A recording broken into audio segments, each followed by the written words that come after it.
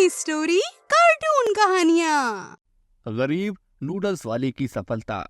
माँ वो देखो ना, वहाँ क्या बिक रहा है, मुझे भी खाना है। बेटा मेरे पास इतने पैसे नहीं हैं, चलो मेरे साथ। माँ दिला दो ना, बहुत तेज भूख लग रही है।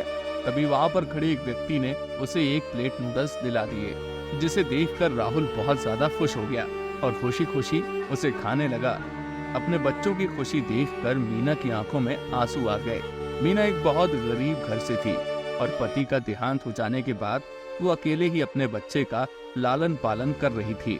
वो लोगों के घरों में बर्तन झाड़ू का काम किया करती थी, पर जब काम नहीं मिलता तो उन लोगों का गुजारा होना काफी मुश्किल हो जाता। इस वजह से मीना बहुत परेशान रहती, क्योंकि वो अपने बच्चे की फरमाइश पूरी नहीं कर पाती थी। राहुल का भी मन चलता था कि वो दूसरे बच्चों की तरह खेले कूदे।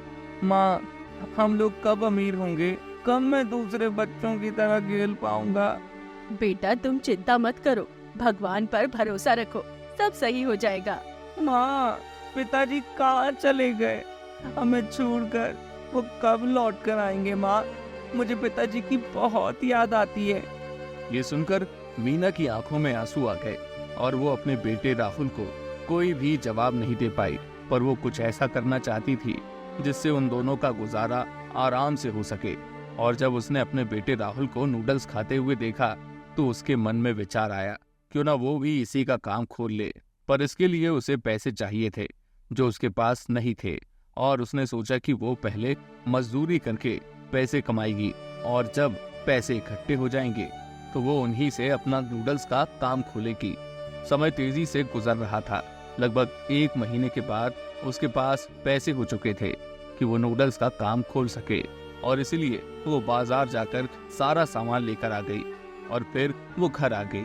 जब राहुल ने सामान देखा तो अपनी माँ से कहा, माँ आप ये सामान क्यों लाई हैं? आप क्या करने वाली हैं? बेटा मैं नूडल्स की दुकान खोलूंगी, जिससे हम लोग बहुत जल्दी अमीर हो जाएंगे। क्या आप सच कह रही हैं? फिर तो मुझे रोजाना नूडल्स खाने के लिए मिला करेंगे। हाँ बेटा तूने बिल्कुल ठीक कहा। अच्छा तो अब मेरी मदद तो करना। हाँ माँ अभी मैं आया। और ये कहकर राहुल अपनी माँ की मदद करने लगता है। ज्यादा पैसे न होने की वजह से मीना ने अपना काम घर से ही शुरू किया। उसने घर के आगे ही एक छोटा सा स्टॉल लगा लिया और नूडल्स बेचने लगी। पहले दिन उसकी दुकान पर 1-2 लोग ही आए, जिसे देखकर राहुल ने कहा, माँ हमारी दुकान पर कोई आ क्यों नहीं रहा है? वैसे तो सभी ठेलों पर कितनी भीड़ रहती है ना। बेटा आएंगे, आज हम लोगों का पहला दिन है ना, इस वजह से तुम चिंता मत करो। तभी वहाँ पर एक आदमी आया। वो आदमी जाना पहचाना था। उसे देखकर मीना बहुत खुश हुई, क्योंकि वो आदमी कोई और नहीं बल्कि वही था जिसने राहुल को नूडल्स दिलाए थे। और मीना से उसने कहा, अरे भाई साहब आप? हाँ मैं। आपने भी नूडल्स का काम खोल लिया है, ये तो बहुत ही अच्छी बात हुई भाई।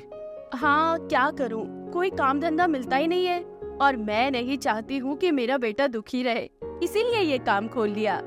ये तो बहुत ही अच्छा किया आपने, क्योंकि आज के समय में कोई किसी की मदद नहीं करता है।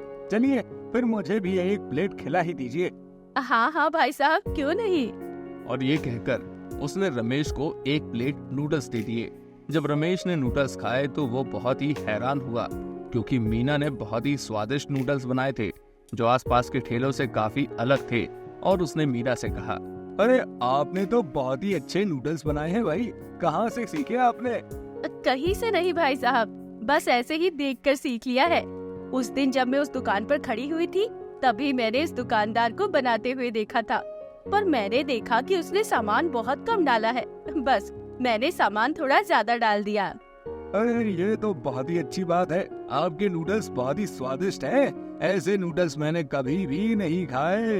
वैसे भी मेरे घर पर कुछ दिनों में पार्टी होने वाली है, तो आप ही मेरे घर पर नूडल्स की स्टॉल लगा देना। हाँ हाँ भाई साहब क्यों नहीं, ये तो मेरे लिए बहुत बड़ी बात है। इसके बाद रमेश ने उसे एक कार्ड दिया और दिन बता दिया, और फिर वो वहाँ से चला गया। मीना बहुत खुश हुई कि पहले दिन ही उसे एक ऑर्डर मिल गया, और इसके बाद उसने उस दिन काफी अच्छी कमाई की। अब तो रोजाना उसके नूडल्स खूब बिक जाया करते थे। धीरे धीरे रमेश की बताई हुई तारीख भी पास आ रही थी और एक दिन पहले मीना नूडल्स बना रही थी कि अचानक उसके ऊपर गर्म पानी गिर पड़ा, जिस वजह से उसका पैर जल गया। ये देखकर मीना काफी ज्यादा परेशान हुई, क्योंकि कल उसे रमेश के यहाँ जाना था और अब वो चल भी नहीं पा रही थी। हे भगवान, ये तूने क्या कर दिया? जैसे तैसे पहला ऑर्डर मिला था, तूने उसे भी मुझसे छीन लिया। मैं कल कैसे जाऊंगी? माँ, आप परेशान मत होइए, कुछ ना कुछ इंतजाम हो ही जाएगा। बेटा, कुछ नहीं होगा। उनका घर बहुत ही दूर है और हम लोग वहाँ तक नहीं जा पाएंगे।